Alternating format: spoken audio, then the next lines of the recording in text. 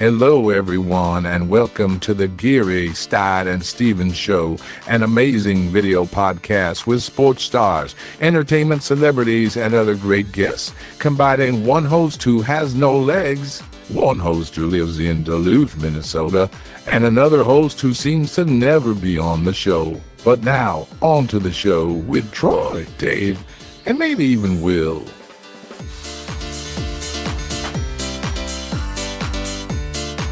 That's right. Ho, ho, ho. Happy holidays. This is Dave Stevens coming to you from the home offices here in Bristol, Connecticut. Another episode of the Geary, Stein and Stevens Show. And I want to bring in my co-host, of course, from Duluth, Minnesota. That would be the lovely and talented Troy Geary. And Troy, we have got a fun show for everybody today. How you doing in Duluth? I'm doing great this morning, Dave. And I want to bring in our guest. It's a special edition here on the Geary, Stein and Stevens Show. The first guest that we're going to bring in, of course, is an old friend of mine from way back in my Reading days. Of course, I still got my jersey from that when Dusty used to let my boys and I come out and take BP and hang out and sit in the jacuzzi and the right field bleachers. But Dusty Wathan, who is now the Philadelphia Phillies third base coach. Dusty, thanks for joining us. How are you, my friend? I'm doing well, thanks. Yeah, no problem. Anytime. And we've got a very special father and son edition today, and we're going to bring in our other guest who just happens to be Dusty's father. You might remember him from his days as a player in the major leagues, also a manager. He also is the record for most stolen bases in a season by a catcher. Almost 50 years with the Royals organization and in baseball. John Wathan joining us. John, thanks for being a part of the Geary, Stein and Stevens Show. No problem, David. Troy, looking forward to it for a while. I don't think we've ever done anything like this as a father and son, so it's going to be unique for us as well.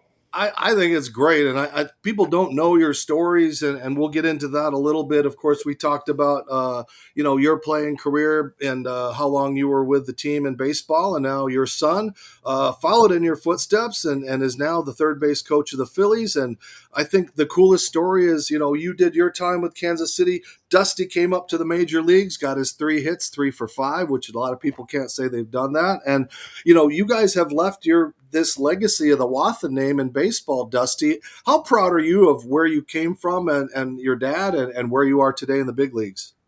Oh, very. I think, it was obviously a unique situation growing up around the ballpark and things like that. So very, very blessed to have that. But, to be able to have the opportunity to play professional baseball and then stay in it for as long as I have, it's been a special ride. I enjoy it. I can't imagine doing anything else for a job.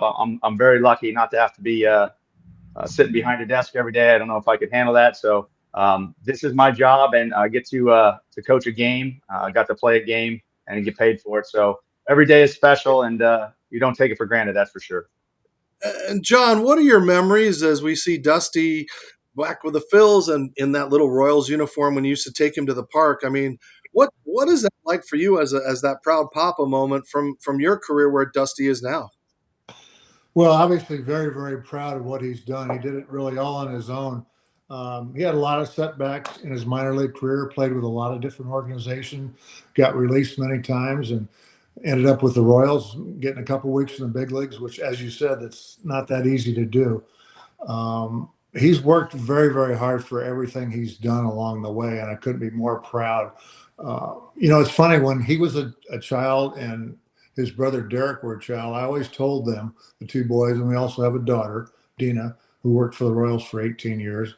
But I told the boys all the time, don't play baseball for me. If you want to be a violinist or a doctor or an attorney, whatever you want to do, you got to have a passion for it. I could see at an early age that Dusty and Derek both had a tremendous passion for the game of baseball. Dusty was able to stay in for many, many years now and has had a tremendous career, battling his butt off to be able to stay and do the things he's done. So I couldn't be more proud of him. John, I want to ask you about your 47 years with the Royals. I mean, you did everything from a player, manager, broadcaster, scout, instructor, and executive. What made Kansas City special for you to stay for 47 years? Well, number one, I grew up in San Diego after being born in Iowa, and to come to Kansas City initially, got here in 1976. I I noticed the people in Kansas City, first of all, were so genuine and so friendly in the Midwest. And obviously a very inexpensive place to live compared to San Diego, California. So we decided to make our home here. And believe it or not, there's about 45 ex-Royals who still live in the Kansas City area. So it tells you a lot about the people and the place, Kansas City, and how much everybody enjoys being here. A lot of guys, even like George Brett, who grew up in Southern California in the LA area, he stayed in Kansas City. Jamie Quirk, a good friend of mine who we played with for years, and got to manage both of them actually too. So it's been pretty amazing how many people have stayed in Kansas City. And so it's been a real blessing to stay in the community and be able to work with the Royals all those years.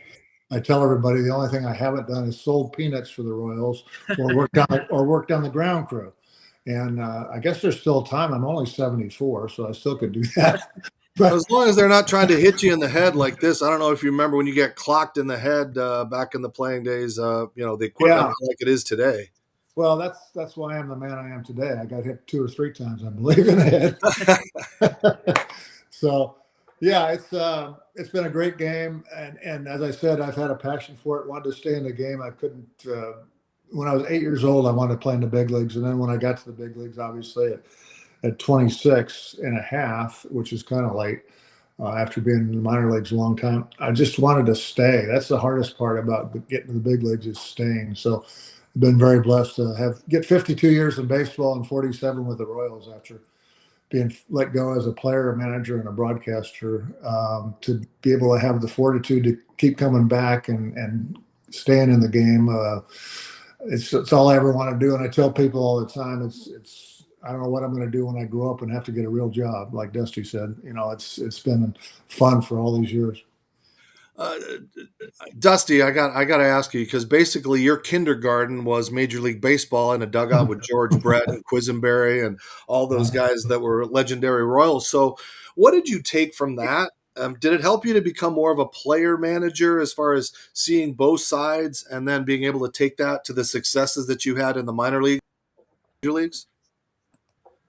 Yeah, well, I think just being around those guys and seeing how they worked and what they did, and as I got older, especially how it's definitely a game, and if you can be serious when it's time to be serious, but have a lot of fun at it, I think it's a lot easier. There's a lot of failure in the game, so it's a really hard thing to get past, and a lot of kids quit the game of baseball early because it's one of those things that everybody says you're successful 30% of the time as a hitter, and you're going to be really, really good. So I think just seeing the way that those guys had fun, and when I was growing up, obviously they were winning like crazy, so it's easier to have fun when you're winning.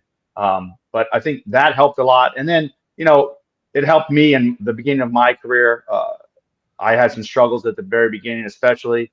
I think I hit like 191 my first year. I thought I was getting released, but just to realize that, hey, it's time to have fun. You put in all the work and see what happens. And to see all those guys, that's what they did in Kansas City in those years.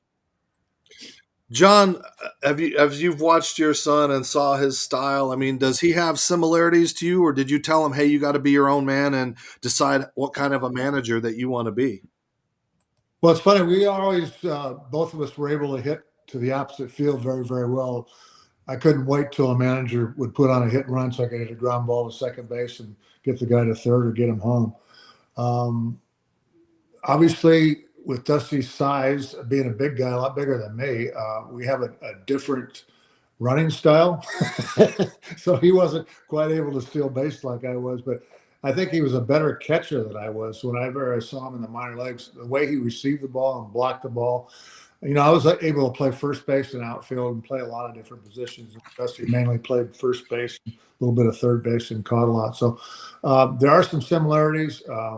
We didn't talk a whole lot about baseball growing up. I mean, it's funny. Whenever I was home, I would never ask them to go outside and work on anything in baseball. They had to ask me. And when they asked me, because I wanted them to love the game, and they would ask me, and then we'd go out and play. But as far as similarities, again, getting back to your original question, I think we had a lot of similarities in the way, mainly in the intangibles, like the passion for the game of baseball and wanting to succeed and wanting to play and stay in the game as long as we could. But other than that, we both neither one of us had a whole lot of power. Dusty had more power than I did. Everybody always asked me how many home runs I got. I said, can we talk about stolen bases instead of home runs? Because I didn't hit very many. But, the game has changed so much today. We both could put the ball in play pretty well. Now it's, all about hitting home runs, and strikeouts don't mean anything, which drives me crazy to this day. It used to be a badge of honor to not strike out. And now it doesn't matter. It's just another out, they say. So, yeah, we had some similarities, but we were different in some ways as well. Well, this is great. We are just getting into an amazing Geary, Stein and Stevens show with John and Dusty Wathan, the first father-son combo, I think, that have done the show together. So another great first. Stick with us. We got to go pay some bills. But when we come back, we'll talk more baseball, talk about old John on the base pass and the records that he set, and a little surprise coming out of the break. So don't go away. Hi, everybody. Dave Stevens from the Geary, Stein and Stevens Show. And Troy and I are on the road all the time covering games, doing things, my motivational speaking. But I have connected with LifeWave, which has really changed my life. And it's an amazing patch that not only helps me to live my life, it keeps me very active. Tammy Wellman is joining me. And now, Tammy, you put these patches on me. It is a stem cell regeneration plan. But tell us a little bit more how it works. Yeah, so these patches are amazing. They're wearable wellness. They're non-transdermal patches. Nothing goes in your body. Your body gives off light. They capture it and they activate your body's own repair system. Your body goes to work to heal things that are in need of healing. Pain reduction, things like that. It gave me an opportunity to play in the Celebrity Softball Classic. This video of my base hit, I wouldn't have done it without these patches. So please, if you want to know more about this product, go to patchit.life. LifeWave, it's changing my life.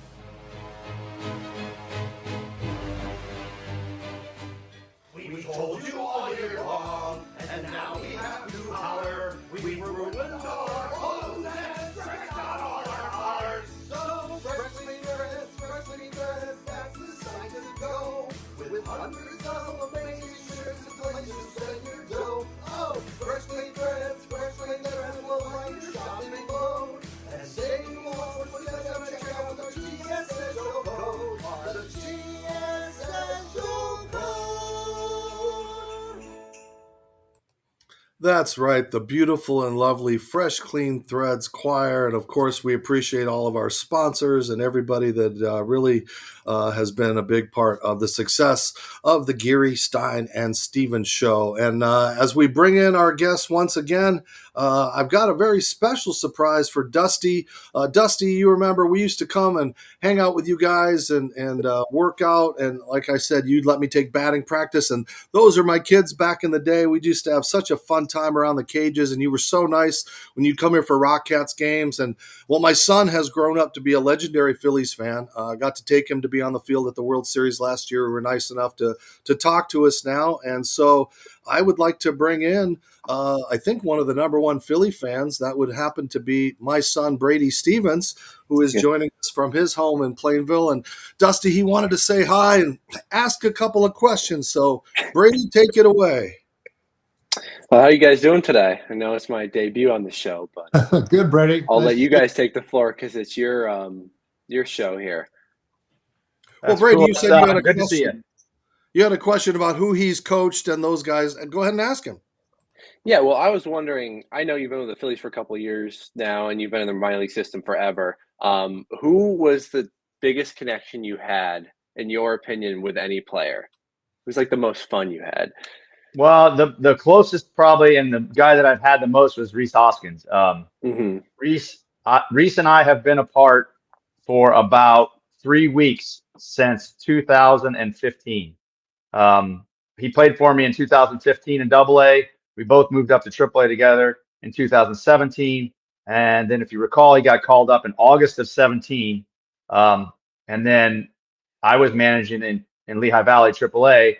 And in September, I went up to the big leagues, as I did most years, last couple of years, just to be the extra coach in September. And then in 2018, I got the third base coach job. So we joke around that, we've been together for a long time. And I tell him, I said, I think I've thrown more baseballs to only one person more than my kids. And it's Rhys Hoskins, I think. Well, it's been, I mean, the way you treated my sons and it was so nice. And we do have that special friendship and bond that we've kept. I mean, but Brady, what was that like last year for you to be on the field near Dusty and Kevin Long, who I played against in high school and everything? Brady, what was that World Series experience like? It got rained out, so I had to leave. I couldn't even stay for the game. And Brady got to stay. He was in the press box with Jeter and the commissioner. Well, I had to go back to Minnesota. So, Brady, what was your experience like?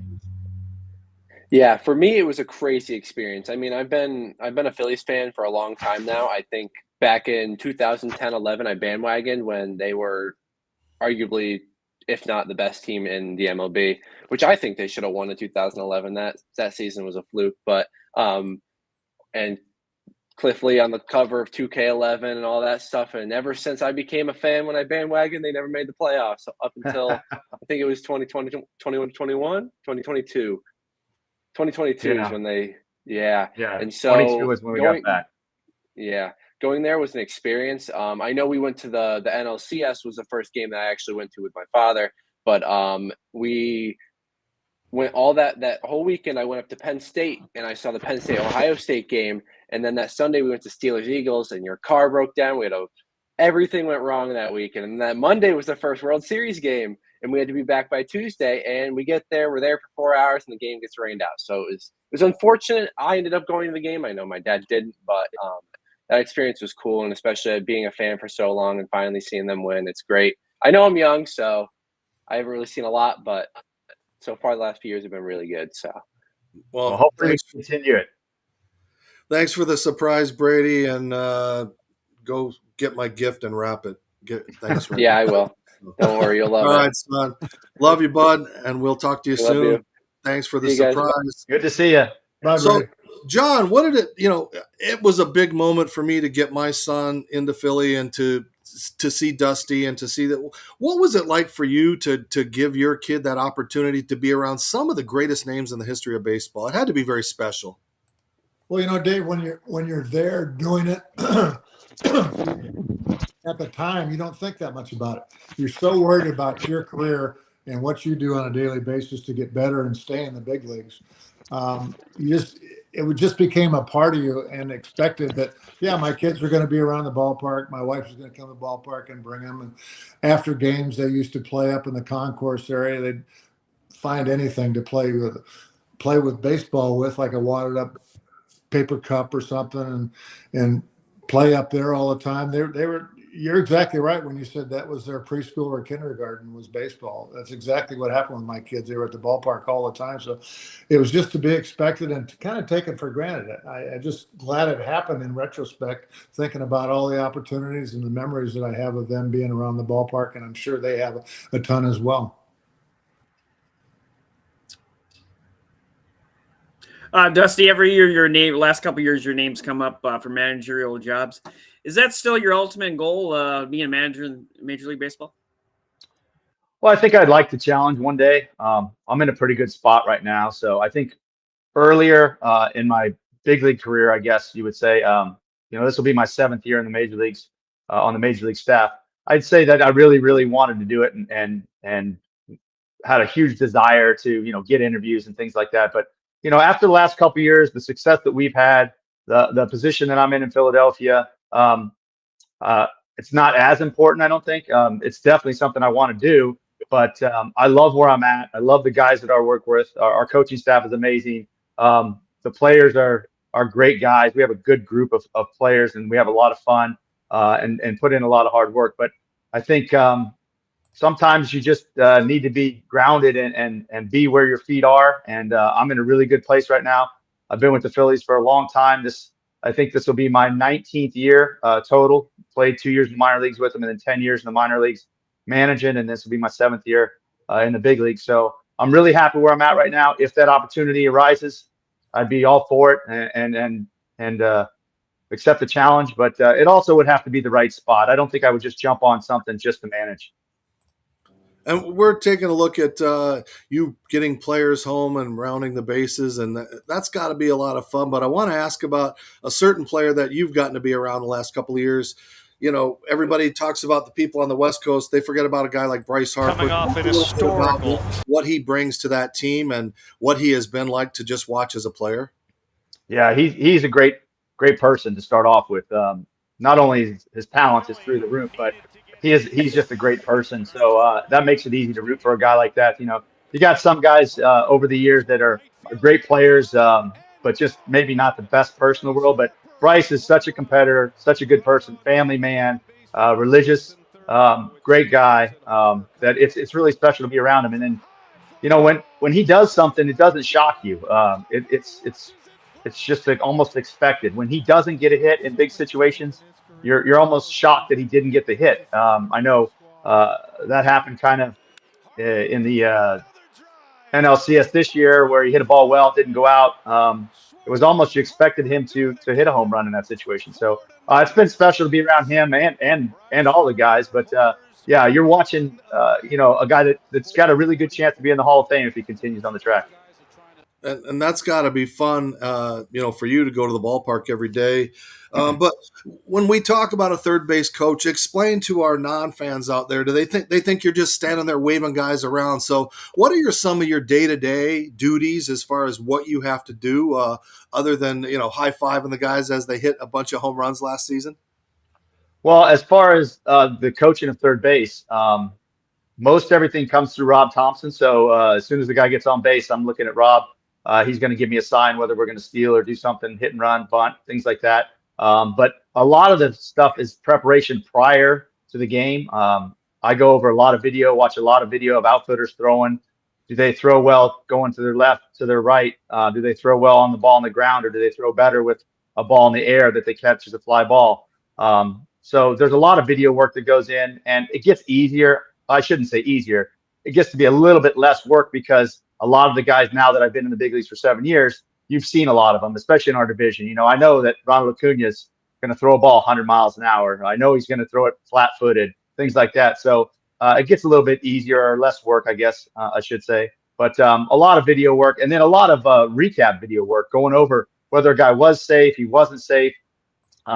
You always want to go back and check yourself a little bit. There's guys that are safe that probably should have been out, that you're lucky on. And there's probably some guys that you thought were going to be safe that end up being out. But, from a fan's standpoint, third base is kind of one of those weird things where every guy's supposed to score and no one's supposed to be out. So it's a difficult thing to make happen. But I think I learned from a guy named Doug Manzolino, who was our infield coordinator for years with the Phillies and a third base coach in the big leagues for a long time, that I have a little thing when a guy scores or he's out at the plate. I always tell myself this too shall pass. So you don't want to get too big ahead out there because it can bite you real fast. That's true. And of course, who gets fined if they run through the signal, you or the players? Nobody's getting fined at this level, really. But some of the guys have a good idea of things. Some guys don't. Bryce tends to run with his head down sometimes, and it's tough to stop him.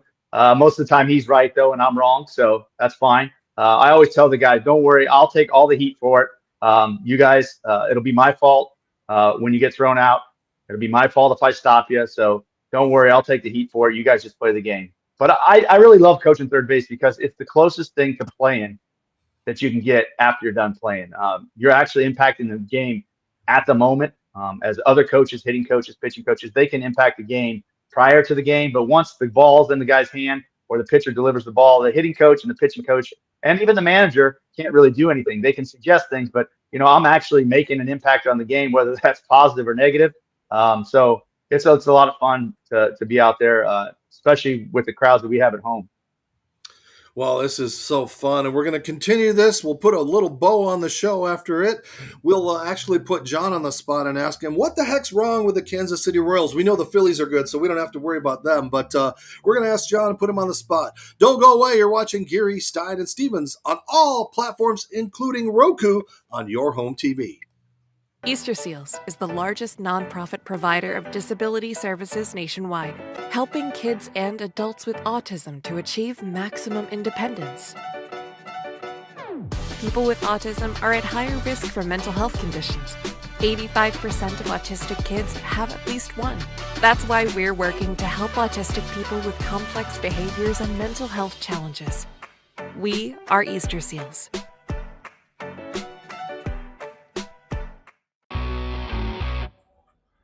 Hi, everybody. Dave Stevens here for the Geary, Stein and Stevens Show from Tropicana Field, home of the Tampa Rays. And you know what? Not everybody can be a Major League Baseball player, but you can look like $1 million. What's the best way to do that? Well, go to freshcleanthreads.com. Don't believe me? That's right. You can look professional, feel good, and not spend a lot of money by wearing Fresh Clean Threads. They have amazing shirts. They've got Henleys and polos, long sleeves, and even bomber jackets. And if you like them, you can save some money by typing in the show code GSS Show from the Geary, Stein and Stevens Show to save 20% off. So if you can't be a major leaguer and you want to dress like one, well, go to freshcleanthreads.com. That's freshcleanthreads.com. Tell them Dave sent you. Use that code GSS Show.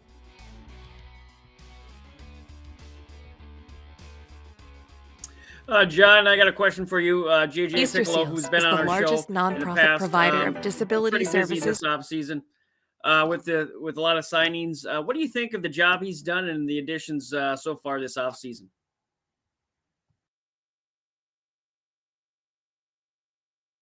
Jersey. I just wonder if you have number 12, my old number, on your back or not.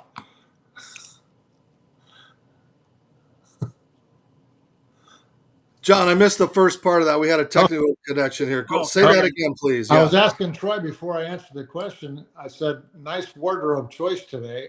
Do you have number 12 on the back for me today? No, actually, this is number 16 from Big Slick. I know you know about that. That's a Oh, charity. big book. I Big go there bow. every year and support that charity. I've Nice. been doing that for about 10 years. So. Oh, nice. That is a great thing and a great event for Kansas City. To answer your question, JJ Piccolo is a good friend. I thought he did a great job in the minor leagues and in scouting. Now he's the GM, and it's a little different job because the buck stops with him. Last year, the team did not play well. To be honest, I followed the Phillies probably more than I did the Royals last year after retiring at the end of 22. But pitching was bad, too many walks. Hitting was bad, too many strikeouts.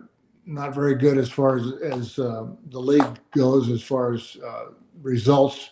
Obviously, losing over 100 ball games. So I do think what they've done thus far in the offseason has been pretty good. They've spent, I think, over $100 million thus far on some free agents, which are badly needed to help some of the younger kids develop. And then I got a quick follow-up question. I want to ask you about 85, of course, the Show Me Showdown, but not about the World Series, but about Brett Saberhagen. All year, he was pretty much unhittable. And I just want to ask you about what you remember for that season, the World Series, about how remarkable he was pitching that year. Well, the thing that was the most remarkable, I think, in 85, he came up in 84, I believe, and in 85, his second year, I think he was still maybe a teenager or maybe 20. And the control he had, the command of his fastball was uncanny, the way he could spot it in all four quadrants. And his curveball was okay. It just wasn't great like you would expect from a guy who won a Cy Young. But the best pitch for Brett Saberhagen, a lot of people don't talk about it, was his changeup. He could throw his changeup at any time and hit it down and away wherever he wanted to. The command of his changeup was perhaps even better than his fastball. And he had a lot of plays on the mound for a young kid, that's for sure. Now, off the field, he was still playing with his kids' toys in the locker room, we always said he was the only guy that played with his kids' toys before he gave them to him.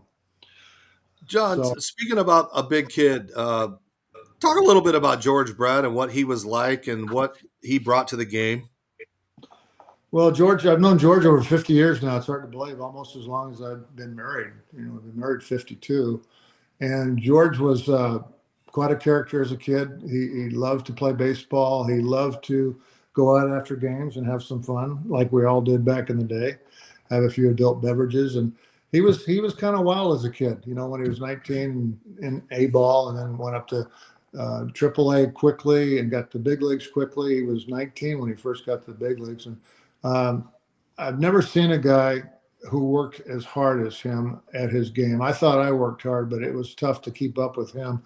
I never hit over 300 in the minor leagues, got to big leagues, and latched on to Charlie Lau, our famous hitting coach. And all of a sudden he became a 300 hitter almost every single year and almost hit 400 that one year in 1980. So it was a pleasure to play with him all those years in the minor leagues, the big leagues, and then to be able to manage him was quite special, especially to watch him in all 3 decades win a batting title in the 70s, 80s, and 90s. It's something that I don't think will ever be done again. And of course, to win a World Series, to be a part of that. Dusty, all right, tell us what's going to make the Phillies improve and push them over the top next season. Well, I think we were in a good spot last year. I think a lot of people expected us to win one of those last 2 games, and I think we did too. So I think really the consistency, we bring back Nola, which I think was a big thing. People, get on Nola a little bit about not being an ace and stuff, but the guy's a big game pitcher. He's had a tremendous career, and I'm really happy to have him back. But I think we got a lot of the pieces we need. We just got to go out and do it again. I think, we'll probably add a little bit here and there on the margins to maybe the bullpen and possibly a 4th outfielder or a 5th outfielder to push Rojas, our young center fielder, a little bit.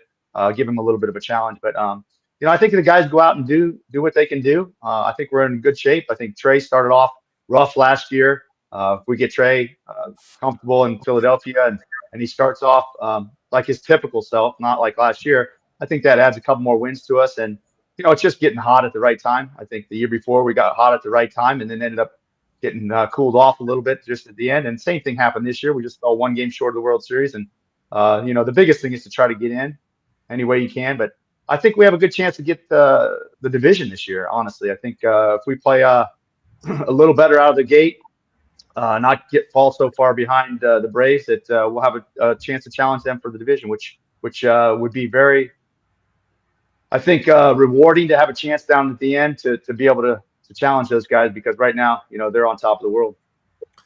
It was weird to be disappointed in you guys losing to Arizona, me being from Arizona, but I just thought you guys, it was meant to be your year, and luckily you have pretty much everybody coming back. Before we let you both go, John, what was your favorite Christmas present growing up as a boy? And then Dusty, what was your favorite Christmas present? I'll let you guys hash that out. Probably anything in sports, whether it been a football helmet. For some reason, maybe it was the only one available in the store. I can still remember getting a Green Bay Packers football helmet. And I don't know why, growing up in San Diego, but because of that, I kind of followed Bart Starr back in the day a little bit. So that would be one thing. But anything sports related, obviously, that's all I ever wanted to do growing up, kind of like Dusty. Dusty, what about you? We got a 4-wheeler one year for Christmas, and it was very unexpected. We thought there's no chance that we're getting this. It's dangerous. No one's going to buy it for us. And we were lucky to grow up on a little bit of property. So we had fun riding in the backyard. But I think it was pretty amazing. That was a pretty cool and shocking day. I'll never forget that. I'll never forget your expression of joy when you saw it down in the basement. That was unbelievable. I can still remember how excited you guys were. That's awesome. That is awesome. And this has been a great present to have you both here on the show. I want to thank you guys for joining us and taking a little time out, and wish you and all of your family a happy holiday. Proud of both you and your sons, and John, your daughter as well. I think sometimes they forget, since you had 2 sons that played minor league baseball, but nice job raising everybody. And to get to know Dusty, you did a hell of a job, and he's a really good person off the field with his family and everything. It's just been a pleasure to know him. So thank you both for joining us today. Well, thank you, Dave and Troy, for having us. I enjoyed it. Troy? Yeah, thanks a lot, guys. Yeah, I'll just echo what Dave said. I appreciate you guys taking time out of your busy schedules and days to join us. I had a great time. Yes, and it was our first father-son show, and of course I got to have my son make an appearance, but that was a very special time for me. So thank you, everybody. Thank you for your support and your love, and don't forget, we've got our new sponsor of LifeWave, so you need to go to that website, our website, and help us out there. All the proceeds of what we are raising for that is going to go to our sports camps. So please, do us a favor, help us out. Continue to follow Geary, Stein and Stevens on all social platforms, on Roku, on Facebook, on Instagram, all those wonderful things. I'm Dave Stevens for Troy, for John, for Dusty, and wherever the heck Will is, I'm Dave Stevens. Have a happy holiday.